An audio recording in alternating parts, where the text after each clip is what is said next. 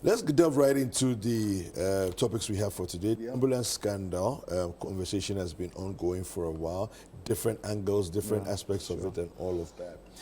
Let me quickly read this article that we have here on the on ChannelOneNews.com, and then to situate the context for the conversation. Minority accuses government of inflating cost of 307 ambulances.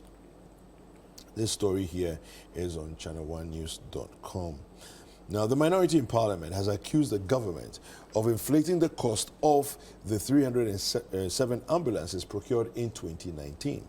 Now, the caucus contends that the ambulances were not supposed to exceed 25 million at a unit cost of $80,000. Addressing journalists on Tuesday, July 6th, the chairman of the Government Assurances Committee of Parliament, Samuel Kujetua Blakwa, demanded full accountability and prosecution of persons found culpable in the deal. Now, the procurement of 307 ambulances cost this country $54.3 million, and I quote, "The Auditor General has revealed, if you go through the 2022 performance audit, that the procurement itself is problematic. When you do the analysis, it was an inflated procurement because page 24 of the audit reveals that the unit price of the ambulance is $80,000, yet we paid $54.3 million. Excuse me. Now, $80,000 multiplied by 307, we should not have paid more than 25 million for these ambulances. Now, and yet Ghana was made to pay a colossal, whopping $54.3 million, as discovered on page 2 of the Auditor General's report. He stated, he alleged that between 2020 and 2023, an amount of 115 million Ghana cedis has been paid to Service Ghana Auto Group Limited, which it has one of its key directors being the in-law of President Akufo-Addo, Stephen Okoro, for maintenance of the ambulances under shady circumstances. Now, Blackwell claimed that the company is also linked to the president's daughters through a long-standing business partnership. Okay, then I quote here. Then you need to also consider the fact that between 2020 and 2023, this company, Service Ghana Auto Group Limited, has been paid 115 million Ghana cedis in addition to the $54.3 million. Then the latest scandal, the intercepted letters of the Honorable.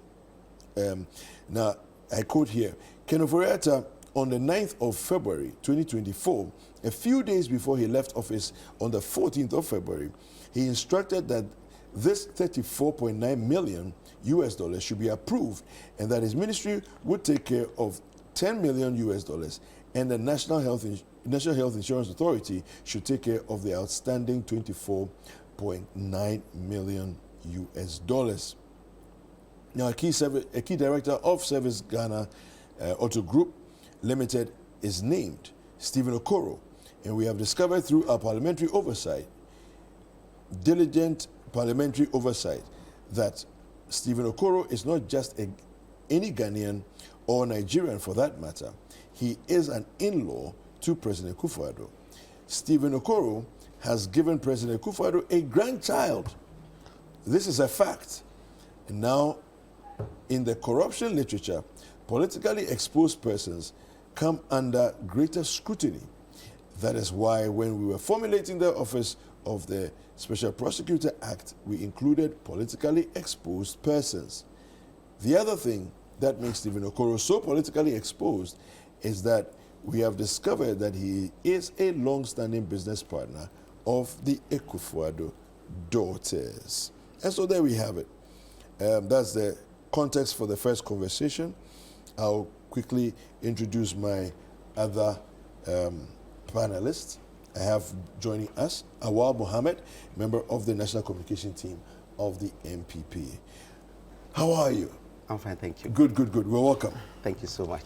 Super. Now, just quick comments before we enter the conversation here. Quick comments on, today's the 7th of August. August. Yes, please. We are literally 4 months away from the biggest, most important elections of this Fourth Republic. And let me just get comments from you. You were here first, so you go first. Quick comments, just a minute. Yes, first of all, let me thank you for the opportunity and also to use your platform to say a very good morning to your cherished viewers, most especially the good people of Sasala West. This year's election, 2024, is very crucial, as you rightly put it, because having seen the people who are in charge of affairs, accepting that they've actually failed the people of this country, and for the first time I've seen them accepting that they have failed, because we have kept prompting them that they have failed, and the good thing to do is to apologize. Yesterday I saw my elder brother, the finance minister, Honorable Aminanta, apologizing to the people of this country for the fact that they've imposed hardship. They have failed them, and they have accepted that they have failed. And so this year's election is very crucial. It is an election that the people of this country are going to make a decision. Because the previous election we've had, actually, from 1992 to 2012, from 2013 upwards, or from 2016 coming, the people of this country have seen the reality, the difference between the two political parties, especially the leadership of His Excellency Nana Addo Dankwa Akufo-Addo Bawumia's government, and that of His Excellency Mohammed's government. So they've actually, this is the first time somebody who became a president is actually running, competing with the, he became a president from 2013 to 2016, he lost, and he's actually seeking for re-election. At least we had the opportunity to actually taste the Mohammed government, and we have experienced this particular government. And so it is very simple for us to make a decision as Ghanaians. And so, of course, 7th December, there will be peaceful transition of power from the current government to His Excellency John Dramani Mahama. And you can see it across the length and breadth of this country. Anywhere you go, people are genuinely complaining about hardship. It's no longer something that they can say it is the only NDC people that are complaining about the hardship. And so the campaign is so simple, it's so easy, the most simplest campaign ever for the NDC. It is the 2024 campaign. And so the people, of course, are calling for change. Everybody, including you sitting here, you are calling for change because you have seen. Why are you adding me to it? Are you not calling for change? Why are you adding me to you it? are calling for change because your salary that you take cannot even keep you for a week. And certainly you would need a change to be able. Honorable knows my salary. I don't know your salary. No matter how much you receive, the hardship, the cost of goods and services, certainly will take away your salary, no matter how much you receive. And I know, as a member of parliament, if I am complaining, I'm not saying I receive more than you. If I am complaining about hardship, I can really imagine what you are going through. You understand? Okay. And so it is genuine, change that is coming.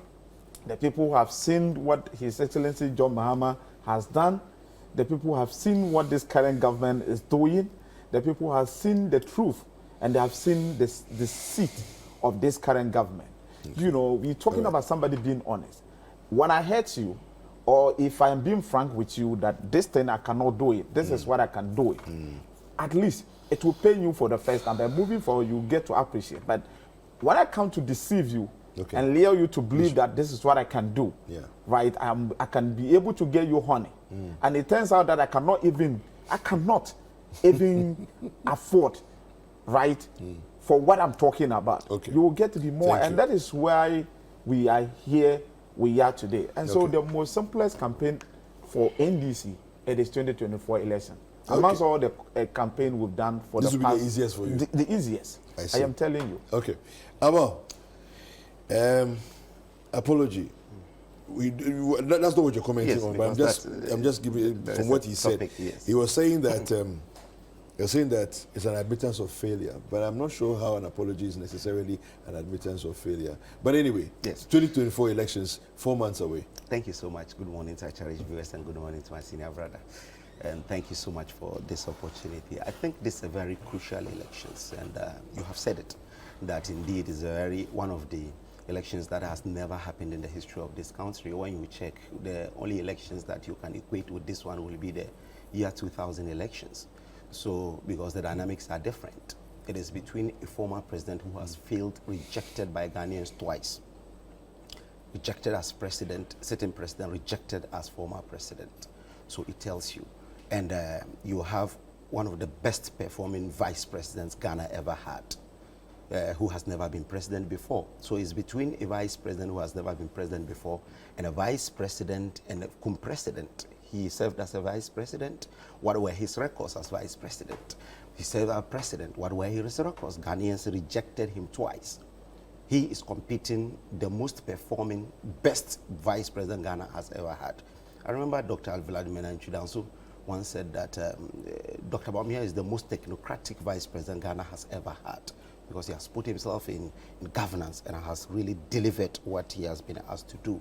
So it's a very crucial election. That's the reason we are attaching all seriousness to it.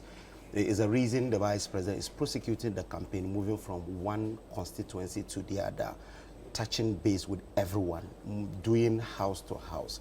His wife started with Oti region. She's now in the Western North region.